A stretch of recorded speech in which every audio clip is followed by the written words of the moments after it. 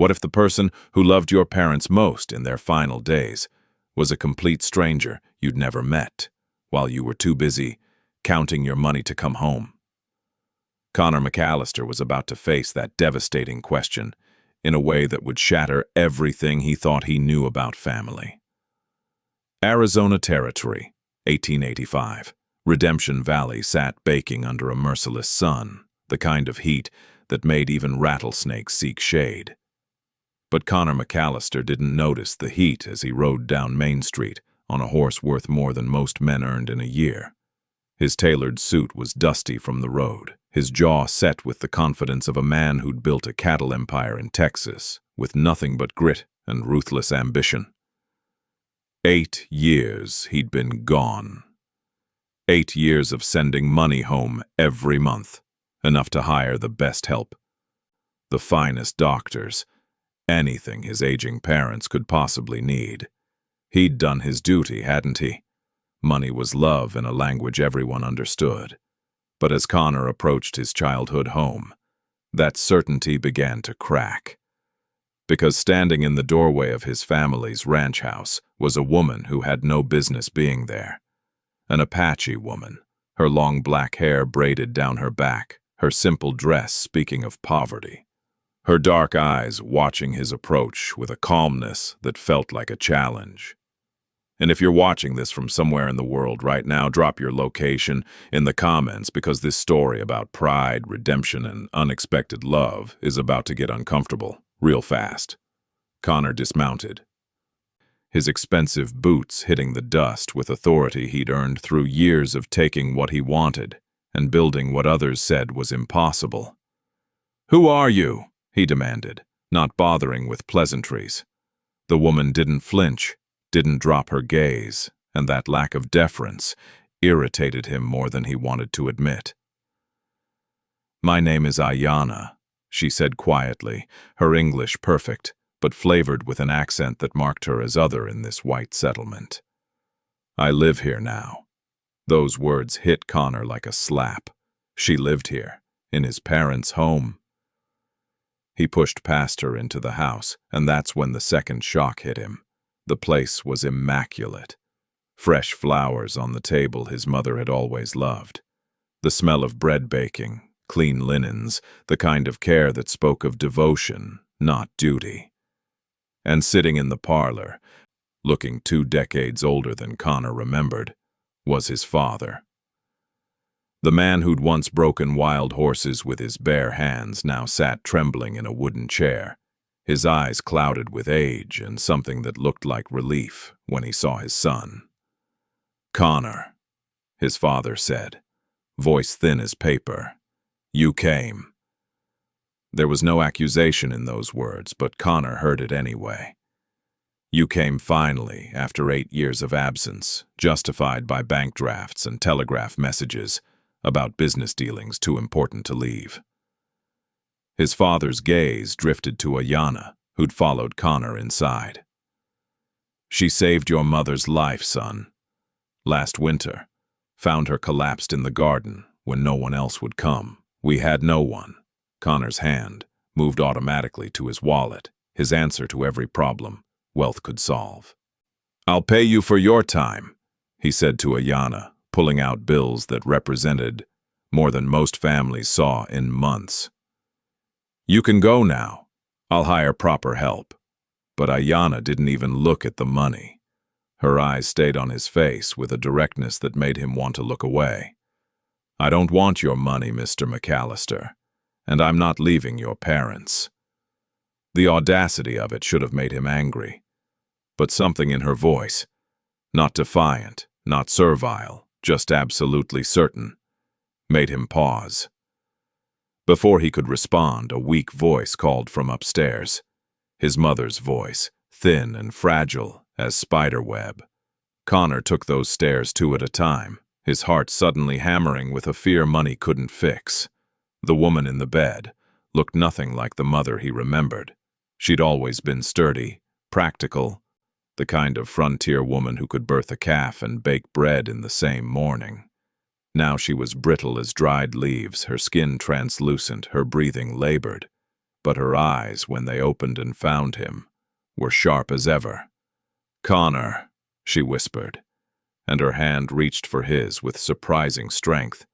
He took it, feeling the bones beneath papery skin, and waited for her to say she'd missed him, that she was glad he'd finally come home. Instead, his mother said something that would haunt every moment that followed. "This woman has loved us more in 6 months than you have in 8 years." The words hung in the air between them like gun smoke. Connor opened his mouth to protest, to explain about the money, the business, the responsibilities that kept him away. But his mother wasn't finished. "She's teaching me what it means to care for someone with your whole heart, son. I only wish I'd done the same for you when you were young. I only wish you'd learned it before it was too late for us." Her eyes closed then, exhaustion claiming her. But the damage was done.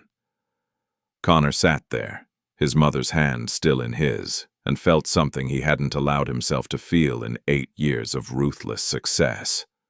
Shame. Deep, bone-cutting shame that made every dollar he'd sent, every business triumph, every excuse feel hollow as a broken promise. He stumbled from the room and back down those stairs where Ayanna stood at the stove, stirring something that smelled of medicine and care. Through the window, the Arizona sun was setting, painting the desert in shades of gold and blood. Connor watched this stranger move through his parents' home with the ease of belonging, singing softly in Apache as she worked, and realized he didn't even know his parents' daily routines anymore. Their habits, their pains, their small joys. This woman knew. This woman who owed them nothing had given them everything. And Connor McCallister, millionaire cattle baron, stood in his childhood home, feeling like the poorest man alive. Here's what I want you to think about while you smash that like button and subscribe. If someone else is giving your family the love you're too busy to provide, are you still really family at all? Drop your answer in the comments, because what happens next will test everything. Connor thought he knew about success, love, and what it really means to come home. Connor McCallister made a decision that night that would change everything. He stayed. Not for a day or two like he'd planned, but weeks that stretched into something he couldn't name. Something that felt dangerously close to belonging. And what he witnessed in those weeks would transform a millionaire cattle baron into a man he barely recognized. He watched Ayanna work with the kind of attention he'd once reserved for business rivals and cattle prices. Every morning before dawn, she was already moving through the house like a whisper, brewing medicinal teas that filled the air with sage and something darker he couldn't identify. She'd change his father's bedding with a gentleness that made Connor's throat tight. Her hands never rough, never impatient, even when his father's trembling made simple tasks take twice as long. Connor tried to maintain his distance, tried to treat her like the help he'd insisted on paying, but Ayanna had a way of shattering his walls with the simplest words. "Your father was asking for you this morning," she'd say, her dark eyes finding his across the kitchen. "He wants to show you something in the barn." And Connor would go, reluctantly at first, his pride still stinging from his mother's accusation, only to find his father holding the old saddle Connor had learned to ride on, tears streaming down weathered cheeks. "I kept it for you, son," his father whispered, running shaking fingers over cracked leather. "Thought maybe someday you'd come back for it. Thought maybe you'd come back for us." That saddle sat in the barn for 8 years waiting, just like his parents had waited, just like hope waits, patient and terrible, for the people we love to finally see us. But Ayanna wasn't finished teaching him what he'd forgotten. She showed him without words how to lift his father from bed without causing pain, how to read his mother's face for levels of suffering. Morphine couldn't always touch, when to speak and when silence was the greater gift. Connor found himself learning the rhythm of care, the mundane holiness of clean sheets and warm meals, and simply being present when someone you love draws breath in a world that's slowly letting them go. But it was the nights that undid him completely. 3 weeks into his stay, Connor found Ayanna on the porch after midnight, her shoulders shaking with sobs she tried to muffle. He'd never seen her cry, never seen her anything but composed, and the rawness of her grief pulled him down to sit beside her before he could think better of it. For long minutes, neither spoke. The desert night breathed around them, cool and vast. Then Ayanna said, her voice fractured, "My husband died 3 years ago today." Apache raiders thought he was helping the cavalry. He wasn't. He was just trying to protect me. Connor sat very still, afraid to move, afraid to break whatever fragile thing was happening between them. "I had no children," she continued, wiping her eyes with the back of her hand. "After he died, I didn't know what to do with all this love I still had. It had nowhere to go. It was suffocating me.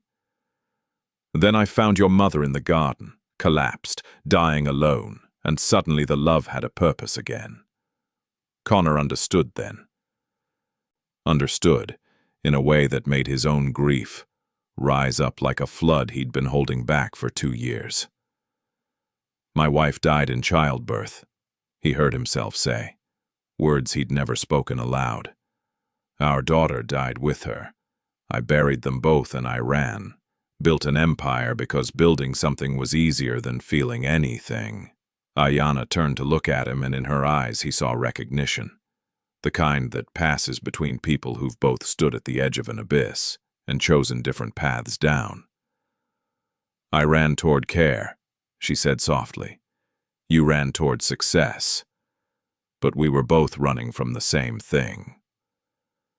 The moment stretched between them, charged with understanding and something more dangerous, something Connor didn't have a name for, but felt in every nerve. And the town noticed. Oh, how the town noticed. Redemption Valley had eyes everywhere and tongues that wagged faster than a spooked horse could run. Within a month, everyone knew the millionaire McCallister was still at his parents' ranch, working alongside the Apache widow, sitting close on the porch in the evenings, laughing in ways his late wife had never quite managed to pull from him. The whispers started in the general store and spread like wildfire through the saloons. The banker, Jeremiah Polk, a man with a face like a clenched fist and ambitions that smelled of sulfur, made it his personal mission to remind Connor of propriety. He cornered Connor outside the feed store one afternoon, his voice low and poisonous. "This isn't appropriate, McCallister. A white man of your standing, living with a savage woman. People are talking. It's bad for business, bad for the town, bad for your family's reputation." Connor felt something dark and primal rise in his chest, something that had nothing to do with business and everything to do with the woman who taught him what it meant to be human again. "Let them talk, Polk," Connor said, his voice quiet but edged with steel. "I stopped caring what small men think the day I realized they'll never understand what actually matters." But Ayanna heard the gossip too, and unlike Connor, she couldn't afford not to care. "I'm causing problems for you," she told him one evening, her hands twisted in her apron. "Maybe I should find somewhere else, let you hire someone who won't make the town." "Don't!" The word came out fierce, almost violent.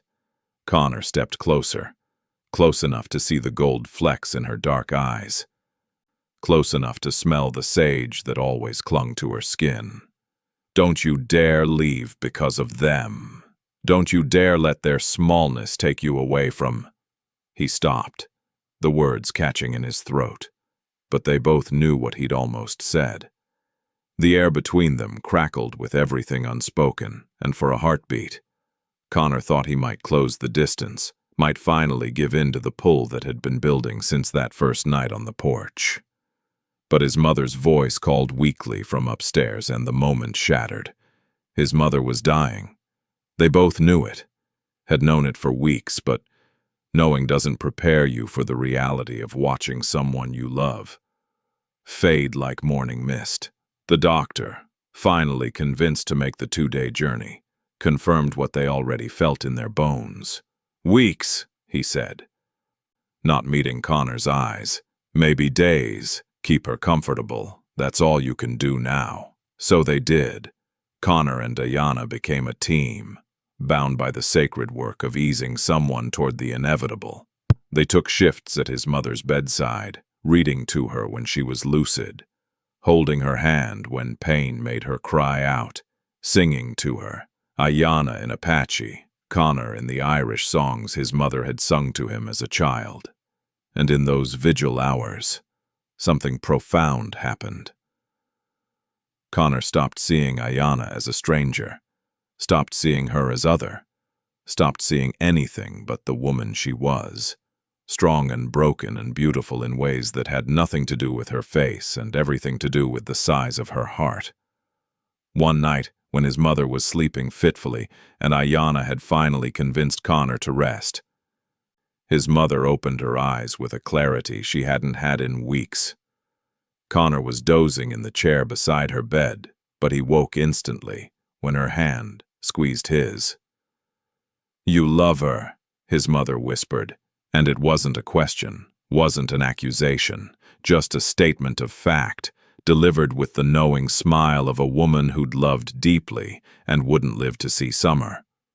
Connor couldn't lie, couldn't hide, not from the woman who'd given him life. "Yes, Mama, I love her."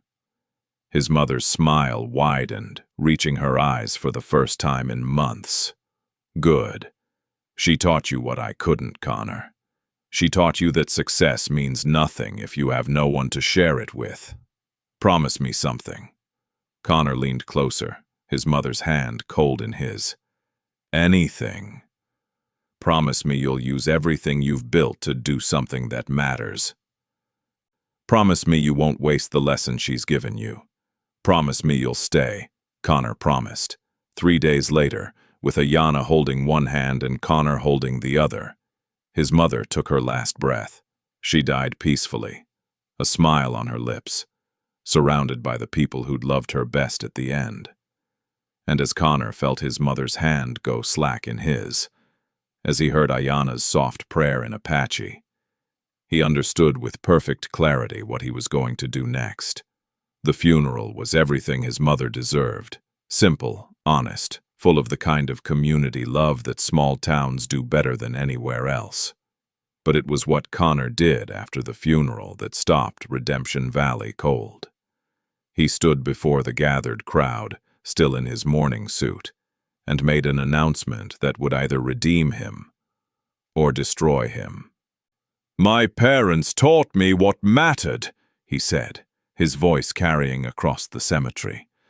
"But I had to lose them to understand it." He turned to find Ayana in the crowd, her eyes red from crying, her hand pressed to her heart. "Ayana showed me what love actually looks like. It's not grand gestures or money sent from a distance. It's showing up every single day, expecting nothing, giving everything." The crowd murmured, but Connor wasn't finished. "I'm staying in Redemption Valley, permanently, and I'm investing everything I have into this town. A medical clinic, so no family suffers without care. A school open to all children, regardless of race. A fund for widows and families who need help." The murmurs grew louder, some shocked, some approving, but Connor only had eyes for Ayana. He walked to her through the crowd, aware of every eye on them, and took her hands in his. "Will you help me?" he asked, his voice dropping to something intimate despite the audience. "Not as hired help, not as a favor, as a partner, in this work, in everything." Ayana's eyes filled with tears, and for a moment, Connor thought she might say yes. Thought the story might have a simple, happy ending.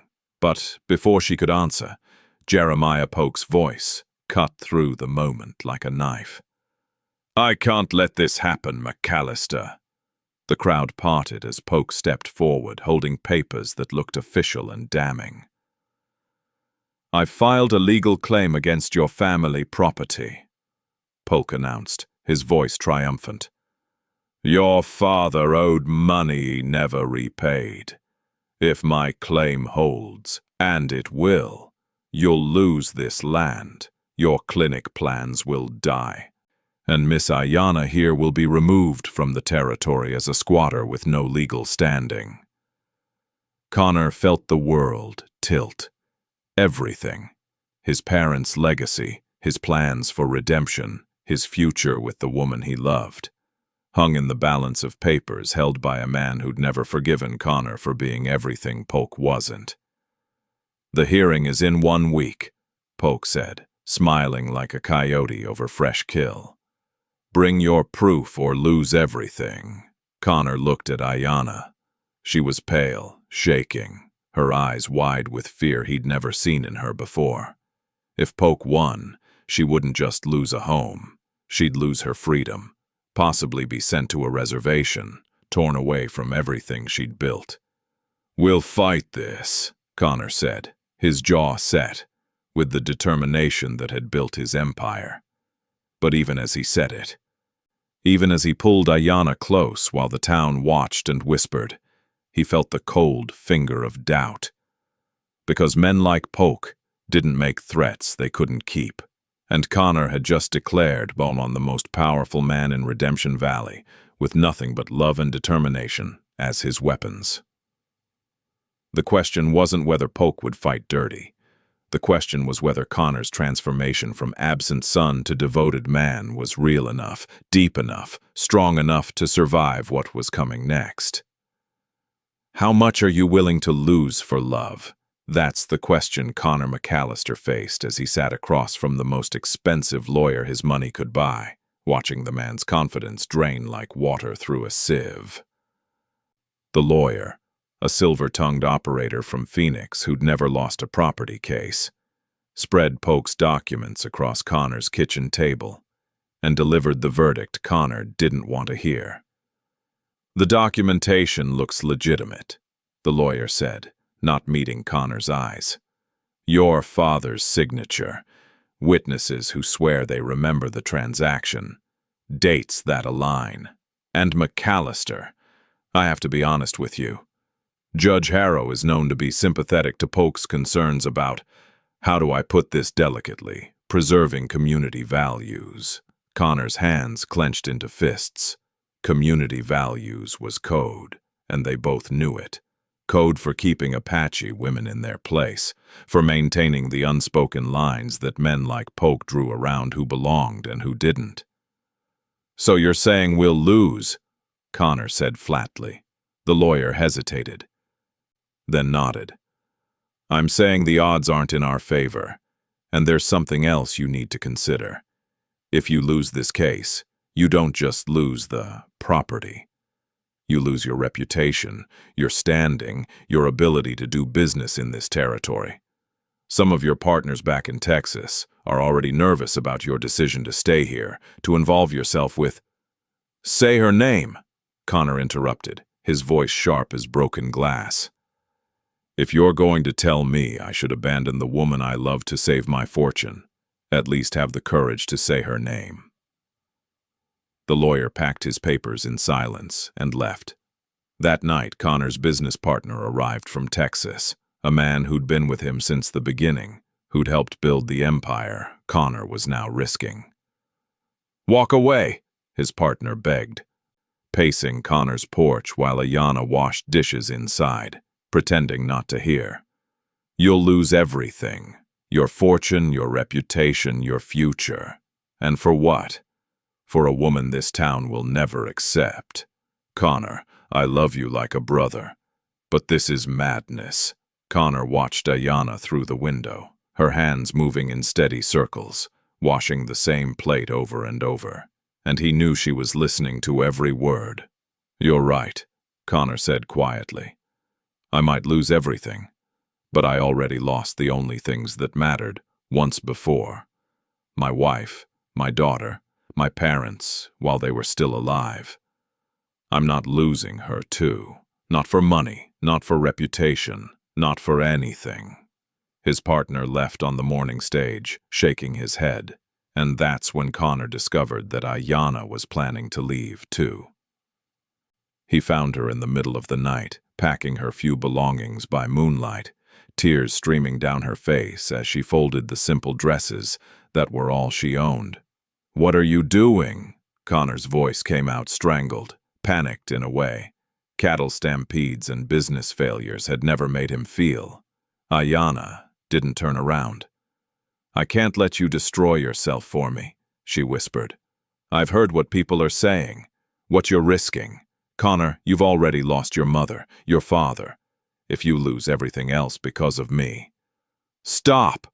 Connor crossed the room in 3 strides, turning her to face him, his hands framing her face with a gentleness that still surprised him. "You think you're the reason I'm fighting. You're not. You're the reason I finally understand what's worth fighting for."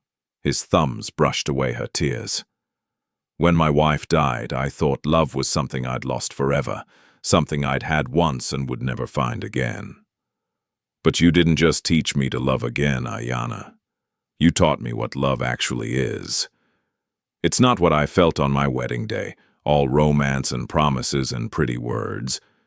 It's what you did every single day for 2 strangers who needed you. It's showing up when it's hard. It's staying when leaving would be easier. It's this." And then Connor McCallister, millionaire cattle baron, kissed Ayanna in the moonlight of his parents' kitchen, and it felt like coming home, in a way no amount of money or success ever had. "Stay," he breathed against her lips. "Fight with me. Whatever happens, we face it together." Ayanna's arms wrapped around his neck. "Together," she whispered back, and Connor felt something settle in his chest that had been restless his entire life. The courtroom on the day of the hearing was packed tighter than a barrel of salted pork. Every citizen of Redemption Valley who could walk had crammed inside to watch the show. Some hoping to see Connor win, most expecting to watch him lose. All of them hungry for the spectacle of a powerful man brought low by his own heart. Connor sat at the defendant's table with Ayanna beside him, their hands clasped under the table where the judge couldn't see. His lawyer looked like a man preparing for a funeral. Jeremiah Polk sat across the aisle, practically glowing with anticipated victory.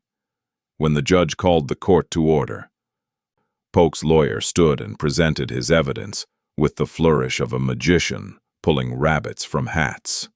The promissory note, allegedly signed by Connor's father 20 years ago. The witnesses, old ranchers who swore they remembered the transaction, their testimony practiced and smooth. The dates that proved the debt was never repaid. It was devastating, thorough. Connor's lawyer tried to argue the signature was forged, but he had no proof. Connor's father was dead. The witnesses seemed credible. The case was collapsing like a house built on sand. The judge was reaching for his gavel, his face already arranged in the expression of someone about to deliver bad news, when the courtroom doors burst open with a sound like thunder. An elderly Apache man entered, his face carved by decades of sun and survival, his bearing regal despite his simple clothes. Beside him walked a younger Apache woman, who moved with the grace of someone who'd learned early that survival meant being invisible. But Connor only had eyes for the old man, because Ayanna had gasped beside him, her hand flying to her mouth, her eyes wide with something between shock and hope. The old man walked directly to Ayanna and spoke in Apache, his voice carrying the weight of mountains. Ayanna's eyes filled with tears. She turned to Connor, gripping his hand so tight it hurt. "Connor," she breathed, "this is Gray Wolf, an elder of the Chiricahua. He says—" She stopped, swallowed hard. He says he has proof. Proof that will save your land. The judge banged his gavel. I'm listening. Through Ayanna's translation, Grey Wolf told his story, and it fell on the courtroom like revelation. 20 years ago, Connor's father had found Grey Wolf's daughter injured after a raid, her leg crushed and infected.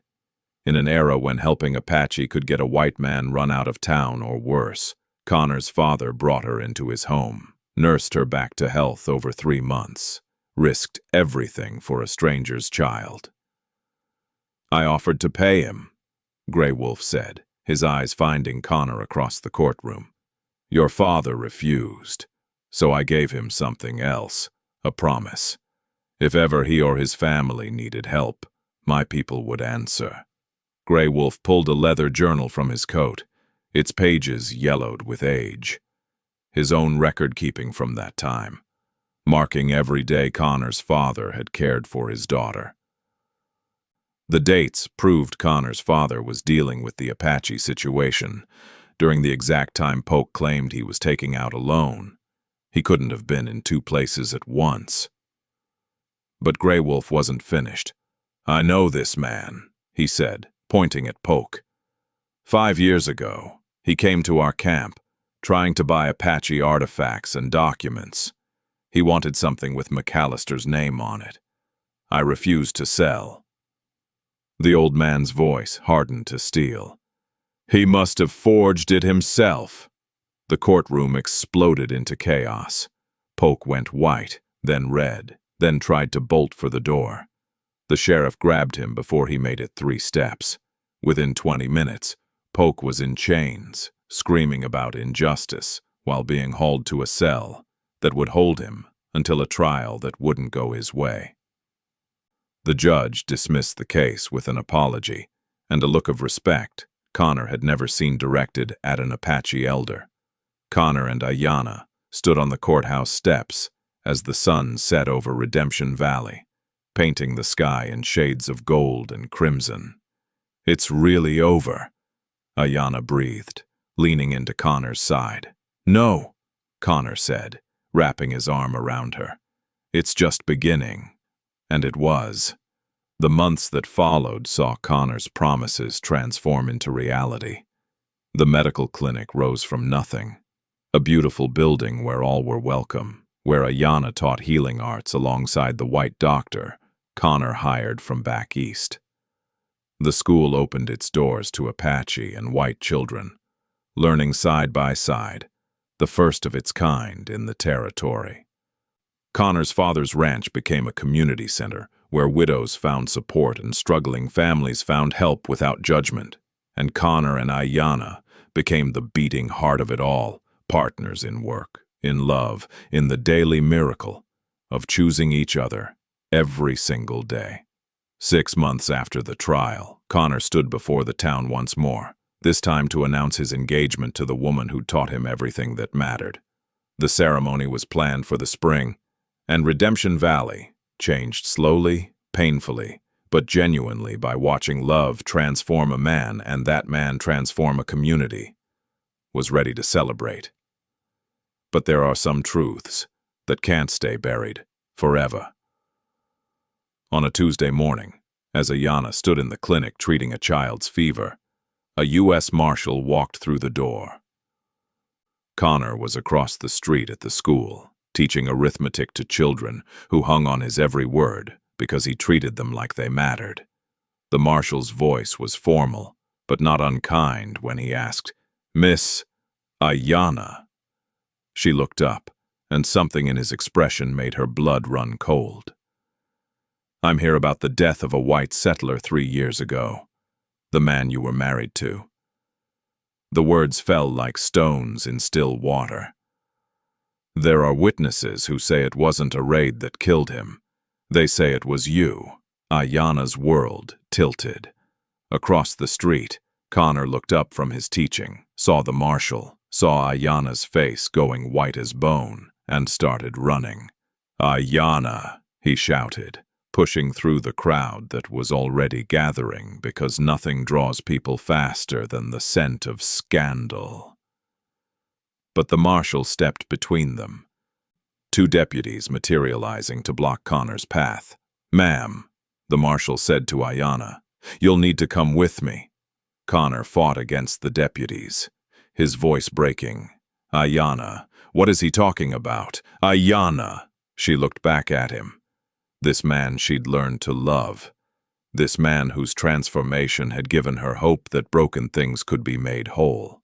And with tears streaming down her face, she said the words that would launch 1,000 questions, that would test whether Connor's love was real enough to survive the darkest truth. "Connor, I need to tell you the truth, about who I really am, about what I did." The marshal's hand closed on her arm. The deputies snapped iron shackles around her wrists, and as they led her away through the stunned and whispering crowd, Connor stood frozen, watching the woman he loved being taken away in chains, accused of murder. If you want to find out what really happened 3 years ago, if you need to know whether Ayanna is guilty or innocent, whether Connor's love can survive the truth, then you better subscribe to Mr. Wildwest right now, because this story is far from over.